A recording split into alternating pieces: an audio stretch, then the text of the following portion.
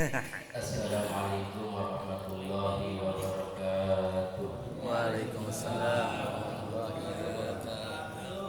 Alhamdulillahirabbil alamin wa bihi nasta'in wa ala umuri dunya waddin wa ala alihi wa sahbihi ajmain, amma ba'd. Yang saya hormati kepada Ustaz Fajri yang telah memberikan waktu kepada saya, dan yang saya hormati kepada guru kita bersama Al-Mukarram Bapak Kiai Abdul Rahman SAG MPD, dan yang saya hormati kepada para asatidz, orang tua kita, Bapak Ustaz Abdul Karim BSD, Bapak Ustaz Suteja, Bapak Ustaz Nurjen, para asatidz lainnya. Mohon maaf saya tidak sebutkan satu persatu, dan itu tidak mengurangi rasa hormat dan takjub saya. Puji dan syukur pada sama-sama kita panjatkan kehadirat Ilahi Rabbi Allah yang telah memberikan nikmat kepada kita bersama, nikmat iman, nikmat Islam, nikmat sehat dan nikmat panjang umur, sehingga dengan nikmat inilah kita bersama-sama dapat meluangkan waktu kita walaupun dalam keadaan capek, lelah, tapi itu tidak menghalangi untuk thalabul ilmi mendatangi ke tempat yang mulia ini. Yang mudah-mudahan Allah berikan istiqomah, yang mudah-mudahan Allah berikan kita sehat panjang umur, yang mudah-mudahan Allah selalu memberikan keberkahan kepada kita, dan mudah-mudahan Allah catat amaliyah kita, Allah jadikan akhir hayat kita husnul khotimah.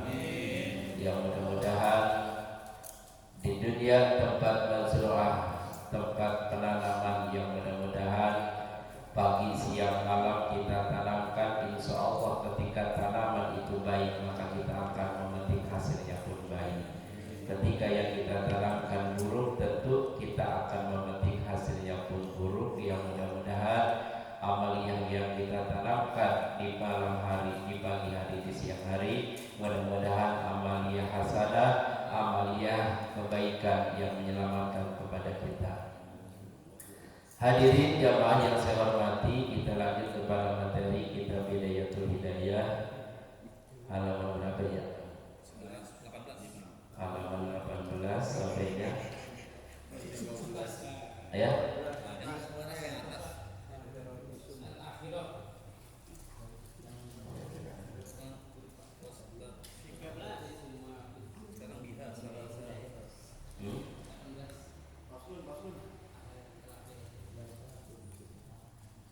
Berapa baris dari atas?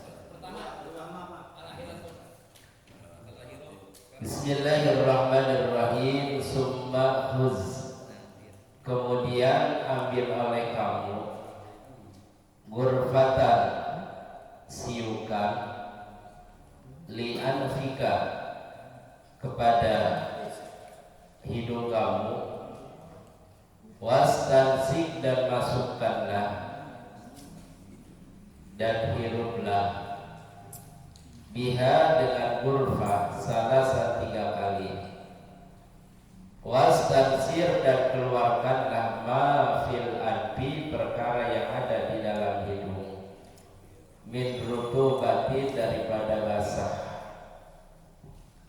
wakul, dan ucapkanlah oleh kamu fil istinsaki, di dalam istinsak, Allahumma arini raihatal jannah wa anta anni radin, wa minal istinsari, dan daripada istinsar, mengeluarkan air dari dalam hidung, Allahumma inni a'udzubika min rawaihin nar wa su'id dar.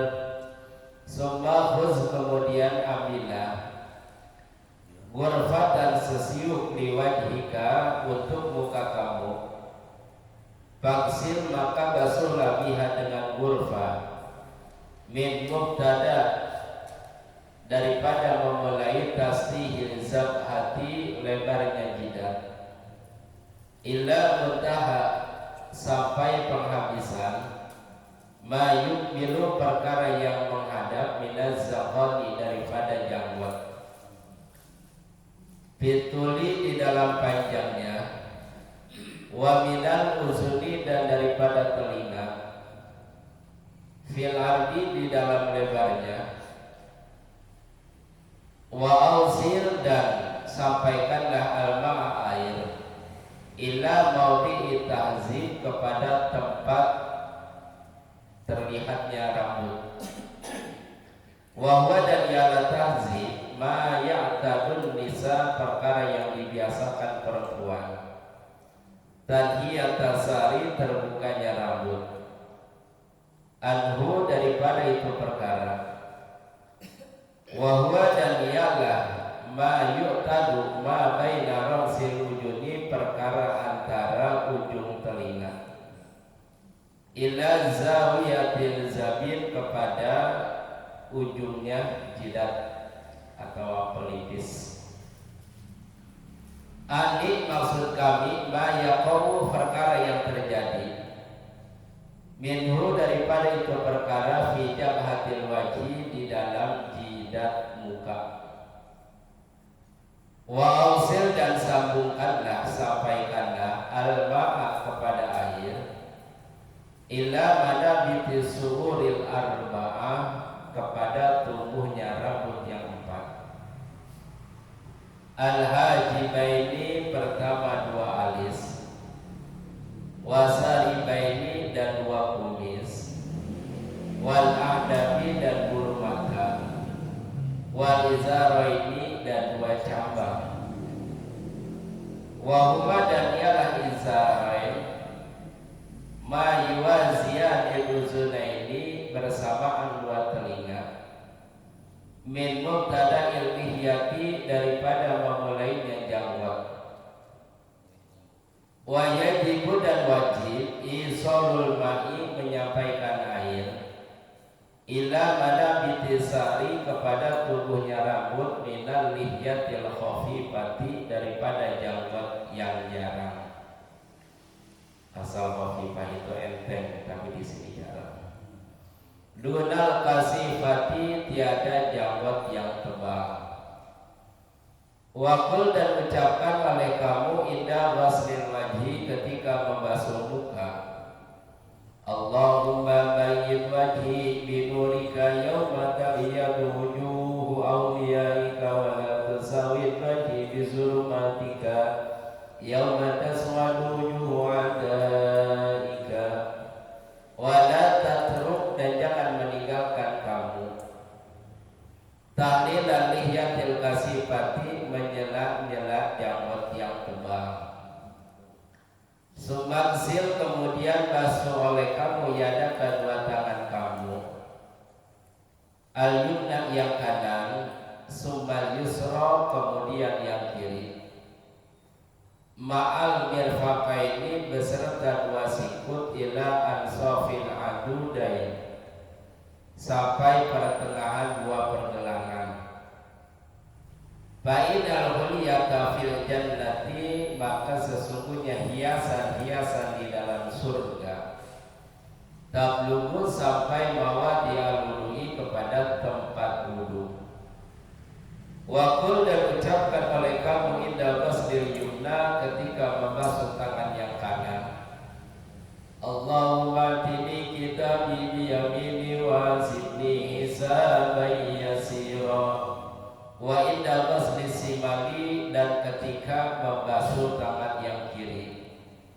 Allahumma inni a'udzu bika an tutiyani kitabi bisimali aw min wara'i zuhri. Panjang ini enggak ada puasanya. Dari situ ya. Sampai zuhri. Ini masih menjelaskan berkaitan tentang adab tata cara di dalam melaksanakan wudu. Wudu adalah menjadikan salah satu syarat sahnya sholat. Tidak akan sah sholat kita tanpa melaksanakan wudu. Di dalam wudu tentu ada cara kaifiat praktek di dalam melaksanakan wudu kita. Kemarin dijelaskan kita disunatkan melaksanakan siwak. Kemudian ketika kita melaksanakan di dalam berwudu ada anggota-anggota yang sekira-kira ada yang wajib, ada yang sunat di dalam tata cara melaksanakan wudu. Tidak semua wajib, tidak semua sunat, ada yang wajib dan ada yang sunat. Ketika perkara yang sunat kita tinggalkan, maka tidak menjadikan rusak di dalam wudu kita. Cuma kita tidak mendapatkan pahala kesunatan. Mana contohnya? Seperti menggosok-gosok tangan dalam arti kekocok, terus lagi kekemur, istinsak, madmadoh. Ini adalah perkara yang sunat. Seandainya kita tinggalkan baik, ngambil yang wajib, kagak ngapa-ngapa.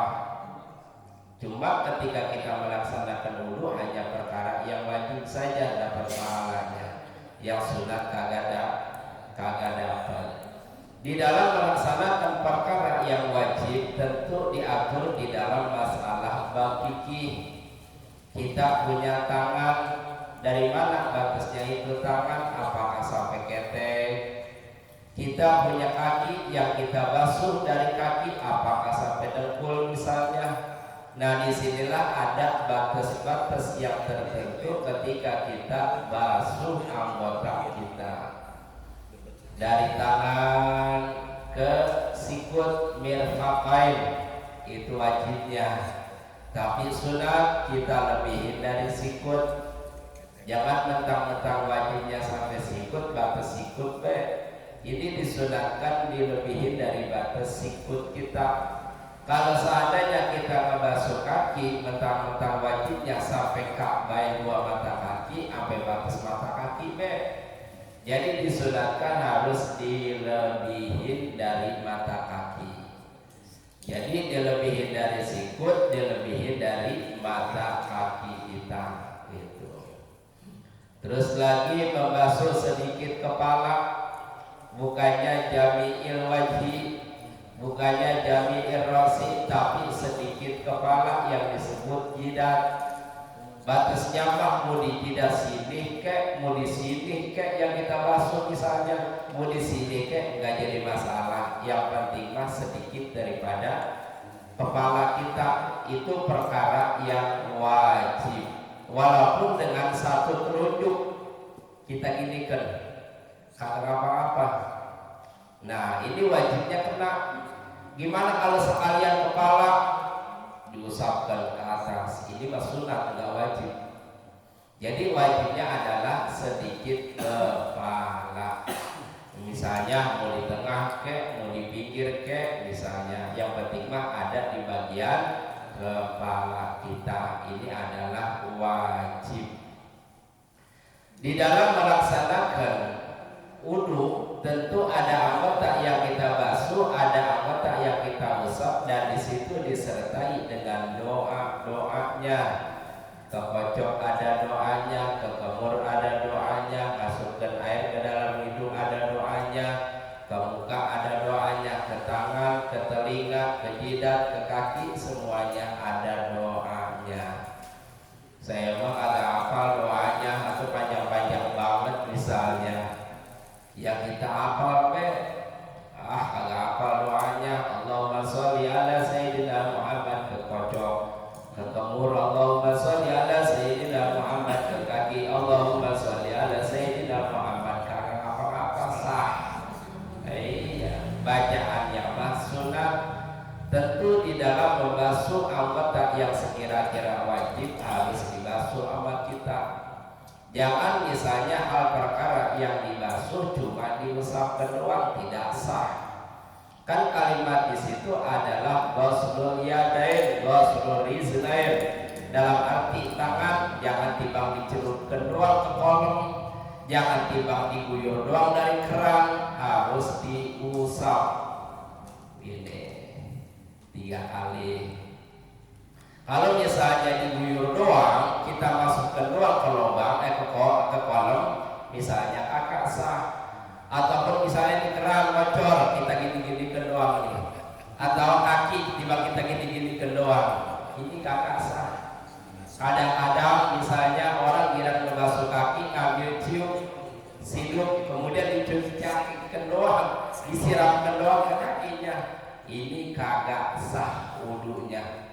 Karena di situ kalimatnya ghuslur rizlain, dalam arti harus dibasuh bukannya diusap. Nah, disinilah ada kalimat-kalimat doanya. Kalau seandainya muka batasnya mana sih?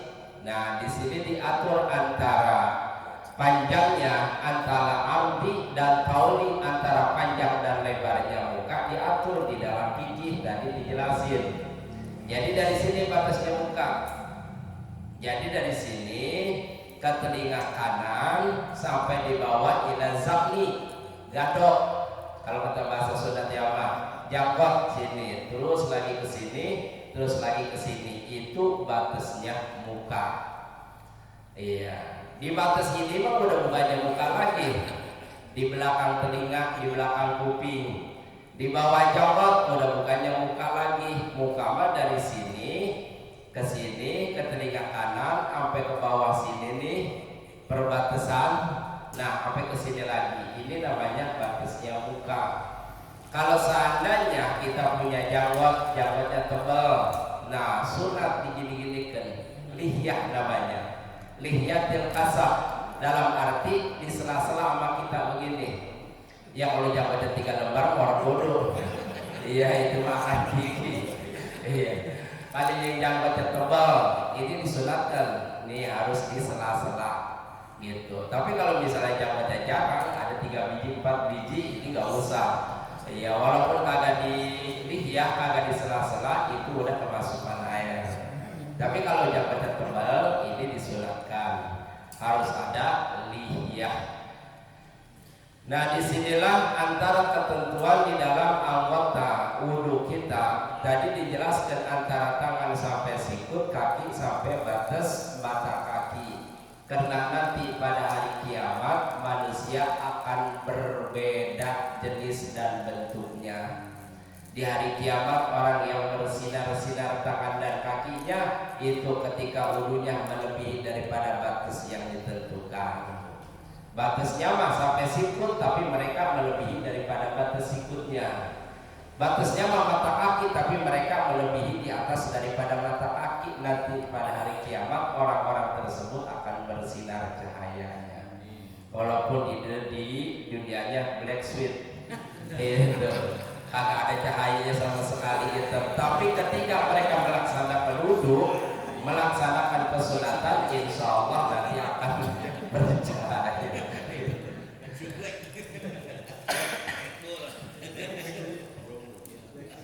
Nah, disinilah dalam arti di dalam melaksanakan wudu kita, melaksanakan ibadah diatur di dalam agama.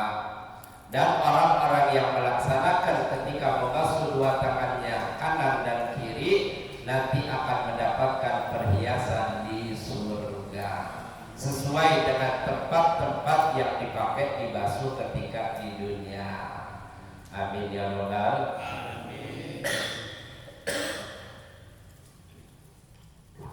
Ya barangkali hanya itu tentang daripada kita melaksanakan wudu kita, yang mudah-mudahan dengan syarat di dalam melaksanakan wudu, dengan tata cara melaksanakan wudu sesuai apa yang diperintahkan di dalam agama kita laksanakan dan kita kerjakan, yang mudah-mudahan kita mendapatkan ibadah yang diterima Allah Subhanahu wa taala. Di dalam lebih luasnya lagi, ini di dalam masalah bab fikih, di dalam masalah bab tasawuf, di dalam hidayah hanya sepintas, hanya penjelasan yang berkenaan tentang anggota yang dibasuh ketika kita melaksanakan wudu kita itu. Jadi ada yang wajib, ada yang sunat. Basuh telinga sunat, membasuh muka wajib, membasuh kaki wajib, basuh tangan wajib, membasuh semua kepala sunat, membasuh kekocok itu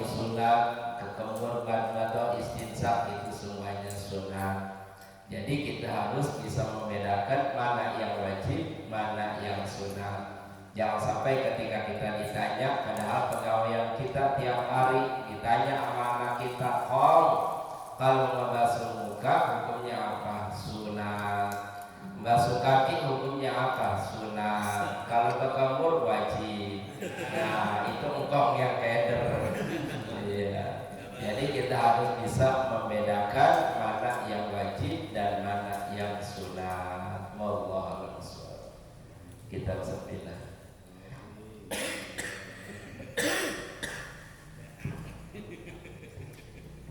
Sampai di apa ya? Halaman 13. Bismillahirrahmanirrahim. Faslun, bermula ini pasal. An-niyatu salasu darajatin. Niat ada 3 tingkatan. In kanat sholatu fardhan, jika adanya itu salat fardu, wajib maka wajib qasdul fi'li, ngemaksud mengerjakan. Wa ta'yinu, dan menentukan. Wal fardiyatu, dan fardu. Wa in kanat, dan jika adanya itu sholat, itu niat nafilatan waqatatan, sunat yang di waktu-waktu, karotibatin, seperti sholat sunat rawatib. Aujata sababin, atau yang mempunyai sabab. Wajib maka wajib qasdul fi'li, ngemaksud mengerjakan. Wa ta'yinu, dan menentukan. Wa in kanat, dan jika adanya itu niat atau sholat nafilah dan sholat sunat mutlaqatan yang dimutlakan, wajib maka wajib qasdul fi'li, maksud mengerjakan fakot saja. Al fi'lu, fi'lu mengerjakan, usolli contohnya. Wa ta'yinu, dan menentukan, zuhron, zuhur contohnya. Au asron, atau asar. Wal fardiyatu, dan fardu, fardon, fardu contohnya. Ini pasal menjelaskan tentang daripada niat.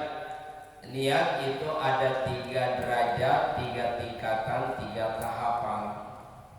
Kalau seandainya kita melaksanakan sholat fardu, maka wajib di dalam niat ada 3. Yang pertama qasdul fi'li, yang kedua ta'yin, yang ketiga fardiyah. Mustaqbilal kiblati, sunat. Salah sarakaatin, sunat. Wajibnya mana? Wajibnya 3. Usolli fardhu zuhri, Allahu Akbar. Berarti di dalam niat kita sudah melaksanakan kewajiban, diantaranya adalah qasdul fi'li, ta'yin, dan fardiyah. Kita sembahyang isya, sembahyang lohor, usolli fardhu zuhri, Allahu Akbar, sah. Arba rakaatin sunat, mustaqbilal kiblati, sunat. Kita baca, kita tambahin mangga, orang dibaca juga enggak menjadikan rusak di dalam niat. Wajibnya mah 3, qasdul fi'li, ta'yin, dan fardiyah. Qasdul fi'li, usollinya, ta'yin, menentukan sholat yang kita kerjakan, zuhur, asar, maghrib, isya, dan subuh. Fardiyah adalah fardunya. Jadi wajib di dalam niat melaksanakan sholat fardu ada 3, qasdul fi'li, ta'yin, dan fardiyah. Paham ya? Wa in kanat nafilatan waqatatan karotibatin, kalau seandainya melaksanakan sholat sunat yang di waktu-waktu seperti sholat sunat rawatib, melaksanakan qobliyah dan ba'diyah, maka yang diwajibkan hanya qasdul fi'li dan ta'yin. Atau jata sababin, kita mempunyai sholat mempunyai sebab. Misalnya sholat istikharah, sholat hajat, tahajud, sholat lain sebagainya, maka yang diwajibkan di dalam niat adalah qasdul fi'li wa ta'yin. Usolli misalnya sunnata zuhri lillahi ta'ala. Nah, itu adalah qasdul fi'li wa ta'yin. Berarti qobliyah ditentukan di dalam melaksanakan sholat rawatib. Wa in kanat nafilatan mutlaqatan wajaba qasdul fi'li faqat. Tapi kalau seandainya kita melaksanakan sunat mutlak dalam arti yang tidak ditentukan jumlah rakaatnya, maka wajib di dalam niatnya hanya qasdul fi'li saja. Enggak ada yang namanya ta'yin, kagak ada yang namanya fardiyah, hanya qasdul fi'li kalau kita melaksanakan sholat sunat mutlak yang tidak ditentukan jumlah rakaatnya. Gitu. Usolli sunat mutlak Allahu Akbar, kagak ditentukan rakaatnya. Kepengenan kita, wah kita udah 3 rakaat, pengen lagi tambah lagi, 4 rakaat masih demen, masih resep, tambah lagi. Jadi enggak ditentukan jumlah rakaatnya, hanya diwajibkan sholat sunat mutlak adalah qasdul fi'li saja. Enggak ada ta'yin, kagak ada fardiyah. Gitu, paham ya? Faslun, bermula ini pasal surut takbiratul ihrami, syarat-syarat takbiratul ihram. Sitata asaro ada 16. Antaqa'a yang pertama supaya terjadi, supaya tiba, supaya ada takbiratul ihram halat al-qiyami di dalam tingkah berdiri, fil fardi di dalam melaksanakan sholat fardu. Wa antakuna, dan supaya adanya itu takbiratul ihram bil arabiyati dengan bahasa Arab.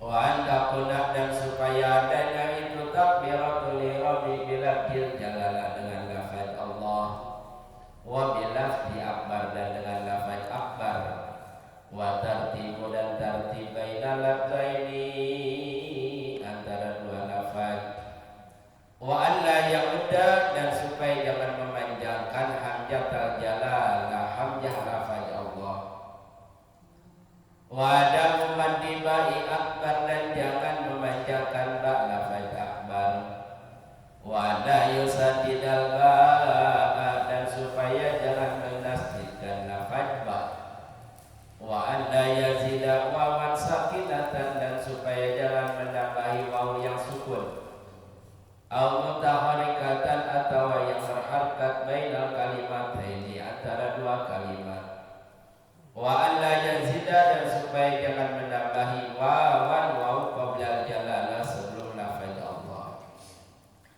wa an la yaqifa, dan supaya jangan diam baina kalimatain takbiri, dengan antara dua kalimat takbir, waqfatan tawilatan, dengan diam yang lama, walau kasiratan, dan jangan diam yang sebentar.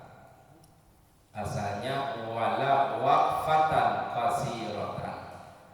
Wa ayyusmi'a, dan supaya mendengarkan nafsahu, dirinya orang itu, jami'a hurufiha, kepada sekalian hurufnya Fatihah, hurufnya takbir. Wa dukhulil waqti, dan masuk waktu, fil muwaqqati, di dalam yang di waktu-waktu. Wa iqauha, dan tibanya takbiratul ihram alal istiqbali, di dalam tingkah madhep. Wa an la yukhilla, dan supaya jangan merusak biharfin sehuruf min hurufiha, daripada huruf-huruf Fatihah. Wa ta'khiru takbiratil ma'mumi, dan mengakhirkan takbiratul ma'mum, an takbiratil imami, daripada takbiratul ihramnya si imam. Ini pasal menjelaskan tentang daripada rukun sholat, di antaranya adalah takbiratul ihram. Syarat-syarat di dalam takbiratul ihram ada 16. Ketika yang 16 ini kita kerjakan berarti kita memenuhi syarat daripada takbiratul ihram. Kalau seandainya yang 16 ini kagak ada, maka di dalam takbiratul ihram tidak menjadikan syarat sahnya melaksanakan takbiratul ihram sah. Kalau seandainya takbiratul ihramnya berantakan, syaratnya kurang, maka dijadikan nilai sholatnya ini adalah rukhsah. Karena takbiratul ihram menjadikan rukun di dalam sholat. Yang pertama, antafa'alatul qiyami fil fardhi, posisi kita ketika melaksanakan takbiratul ihram ada di dalam berdiri. Jangan lagi dulu kita Allahu Akbar dalam keadaan posisi sehat. Kalau kita masih bisa berdiri kemudian takbirnya bari jalan, maka tidak diperkenankan. Halatul qiyami harus dalam keadaan berdiri kalau memang kita berdiri, terkecuali posisi kita dalam keadaan sakit tidak bisa untuk melaksanakan berdiri, kita takbiratul ihram sambil duduk, mangga silakan. Wa takun bil arabiyati, syarat yang kedua takbiratul ihram harus pakai bahasa Arab. Enggak boleh pakai bahasa Indonesia. Allah Maha Besar atau bahasa apa Inggris, bahasa Jepang. Walaupun bisa, walaupun arti, tapi tidak menjadikan syarat dengan menggunakan bahasa kita. Harus bil arabiyah, dengan bahasa Arab. Yang ketiganya antakuna bila bil jalalah wa bila bi akbar, disyaratkan takbiratul ihram dengan menggunakan lafaz Allah dan lafaz akbar. Enggak bisa Ar-Rahmanu Azim misalnya, harus Allahu Akbar. Enggak bisa Ar-Rahmanu Akbar. Nah, harus dengan menggunakan lafaz jalalah dan lafaz akbar. Dan tertib antara dua lafaz, tertib ini adalah kalimat Allah yang pertama, akbar yang kedua. Enggak boleh dijadikan akbar Allah itu. Atau misalnya Allah ketunda lama banget mandat ngopi rokok baru bang. Ini kagak sah, namanya kagak tertib. Harus tertib antara dua lafaz, lafaz Allah dan lafaz akbar.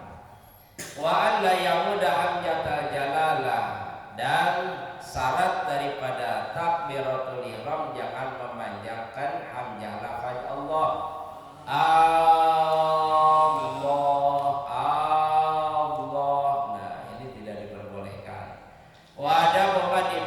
Akbar, dan jangan memanjangkan bak lafaz akbar. Allahu Akbar. Itu kadang-kadang takbir lebaran begitu aki-aki. Allahu Akbar, Allahu Akbar. Ya namanya aki-aki ya. Banyak dipanjangin, padahal mah kagak ada kalimat bak yang panjang, baik takbir lebaran ataupun takbiratul ihram, tidak ada kalimat bak yang panjang.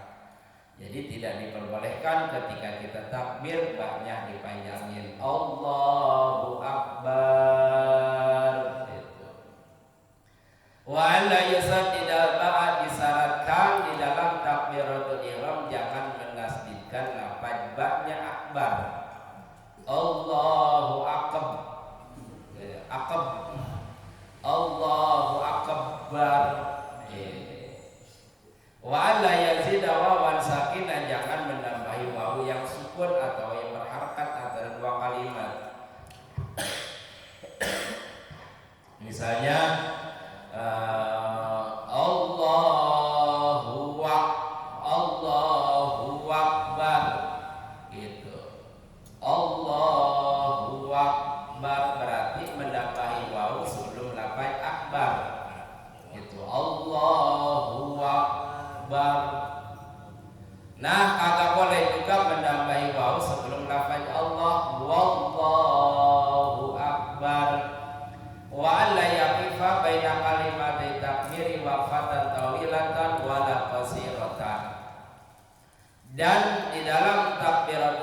disyaratkan jangan terlalu lama diam, jangan terlalu sebentar diamnya juga.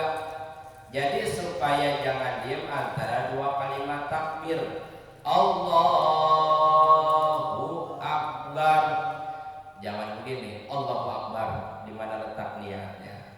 Ya, di sini adalah jangan terlalu lama, jangan terlalu pendek gitu. Dalam arti pertengahan, jangan terlalu panjang, jangan terlalu sebentar. Panjang juga tidak diperbolehkan. Allah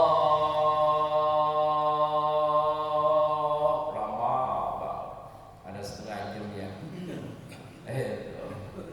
Maka diperbolehkan. Ada juga sebentar, Allahu Akbar. Jangan, kagak sah. Kenapa kagak sah? Ketika kita mengucapkan kalimat takbir, di situ ada letaknya niat. Di mana niat kita? Kalau misalnya kalimat Allahu Akbarnya cepat gitu. Wa yusmi adam sahut jami'a hurufiha, dan disyaratkan takbiratul ihram ini harus mendengar semua huruf takbir dari kalimat Allah sampai kalimat Akbar.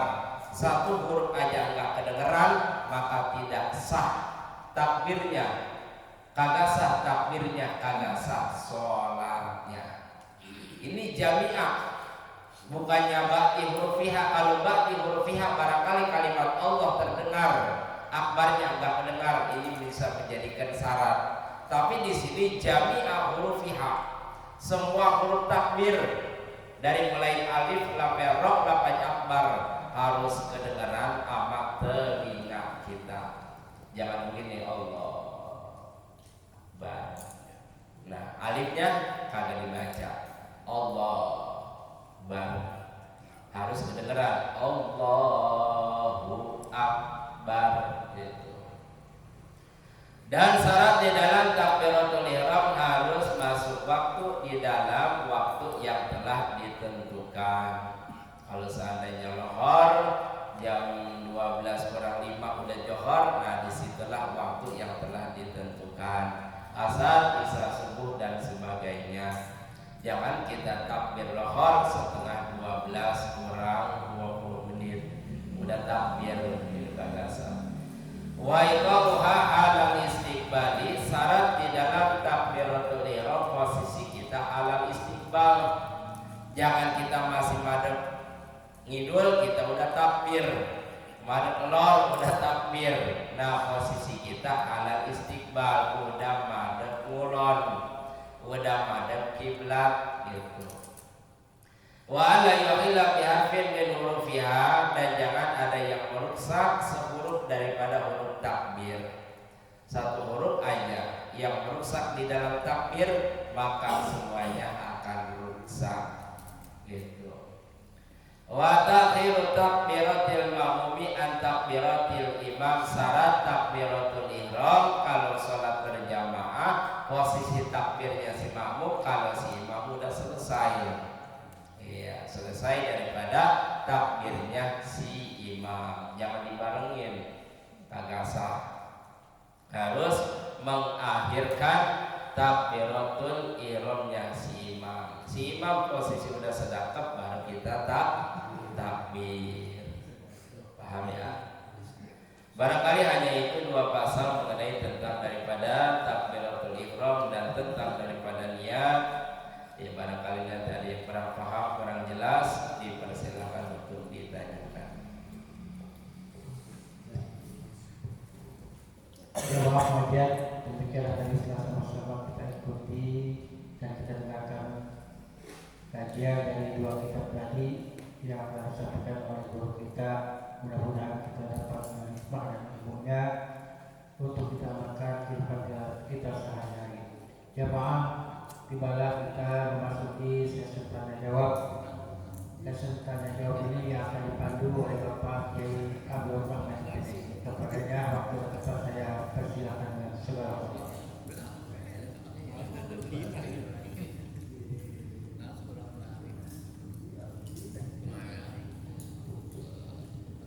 Alhamdulillah, ya, dapat peninggalannya malam hari ini dan pencerahan terkait dengan ilmu fikih yang memang menjadi keseharian beribadah. Tadi sudah kita dengarkan kajian dua kitab ya. Ya kita matan Boyo Takrib dengan matan Samunajah. Oh, salah. Baik, tentu ada hal-hal yang perlu ditanyakan kaitan dengan bahasan tadi, yaitu membahas terkait dengan cara berwudu dan juga masalah takbir gitu. Atau ada hal lain yang memang mau ditanyakan di luar tema tadi. Saya buka 3 penanya untuk topik pertama. Maka selanjutnya 3 penanya tadi. Tadi agak aneh. Ya, Pak Jailu ya Pak Jailu. Assalamualaikum warahmatullahi wabarakatuh. Waalaikumsalam. Saya beberapa kali mengikuti sholat jamaah. Ada seorang imam yang mengucapkan takbir takbiratul ihram itu tidak kedengaran semua. Jadi cuma diucapkan sama dia Allahu gitu doang. Akbarnya tidak kedengaran. Dan itu berulang-ulang. Saya pikir cuma hari ini doang. Ternyata besok lagi begitu lagi. Nah, kemudian selanjutnya bagaimana sikap makmum kalau misalkan imam tersebut mengucapkan takbir seperti itu, sedangkan kalimat takbirnya itu tidak lengkap gitu ya. Kemudian satu lagi pertanyaannya, bagaimana pengucapan kalimat takbir Allahu Akbar itu misalkan diucapkan bukan pada waktu takbiratul ihram, misalkan pada saat azan. Misalkan azan begini, Allahu Akbar gitu. Apakah itu boleh dilaksanakan pada saat azan? Gitu. Demikian pertanyaannya. Terima kasih. 2 pertanyaan. Baik, di samping Pak Jai, Pak atas saja. Kiai, kita setelah wudhu kadang-kadang suka kurang yakin. Habis wudhu kaki digitu-gituin lagi. Gimana? Ya. Ketika wudhu selesai, kadang-kadang dicuci lagi. Dikeset-keset itu. Ya, yang lainnya. Satu lagi namanya. Masanya. Assalamualaikum warahmatullahi wabarakatuh. Waalaikumsalam. Ini biar bunyinya benar saya Pak Kiai. Jadi bagaimana caranya membasuh tangan itu yang benar? Kalau salah satu guru ada yang mengajarkan dari sini terus ke bawah 3 kali, ada yang cuma digosok-gosok kayak begini, dan tolong jelaskan yang benar yang mana itu. Baik. Sudah 3 penanya menanyakan masalah-masalah dalam fikihnya. Yang pertama terkait dengan lafaz takbir, ada imam yang memang tidak terdengar sempurna gitu ya. Apakah itu diperbolehkan? Yang kedua, lafaz takbir ketika azan, apakah memang harus benar? Allahu Akbar itu kan kop ya, dia dikokolakan, apakah itu dibiarkan benar atau ada yang lagi akbar, Allahu Akbar. Di saking ngomongnya kan ya akbar. Nah seperti itu mungkin benar-benar begitu. Kemudian yang kedua, Pak RT itu menanyakan untuk meyakinkan bahwa basuhan kakinya itu sudah terbasuh, dia tambahin pakai keset. Ya emang ada sih, ya sering kita lihat juga ya orang itu ke keset ke ini ke besi itu ya, besi atau ke pinggiran keramik ya. Nah itu apakah diperbolehkan maksudnya? Kemudian Masai itu menanyakan, ada guru yang bilang ketika berwudu basuh tangan itu gini ya, saya tahu gurunya siapa gitu. Atau ya biasa aja begini, yang penting semuanya termasuk gitu kali ya. Itu oke. Kalau Pak